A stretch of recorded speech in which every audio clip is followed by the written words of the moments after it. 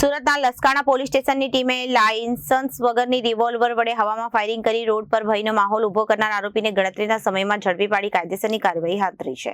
Police commissioner Surat શહેરની સૂચના તથા ઉચ્ચ માર્ગદર્શન હેઠળ અધિકારીઓના માર્ગદર્શન હેઠળ લસકાણા પોલીસ દ્વારા ગુનાહિત પ્રવૃત્તિઓ અટકાવવા માટે પેટ્રોલિંગ હાથ ધરવામાં આવ્યું.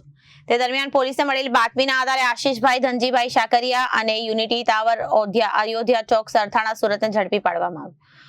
પોલીસ તપાસ દરમિયાન આરોપી પાસેથી એક રિવોલ્વર તથા રિવોલ્વરના 2 ફૂટેલા કારતૂસ મળી આવ્યા. આરોપીએ લાયસન્સ વગરની રિવોલ્વરથી ગણતરીના સમયે હવામાં ફાયરિંગ કર્યું હોવાની વિગતો સામે આવી.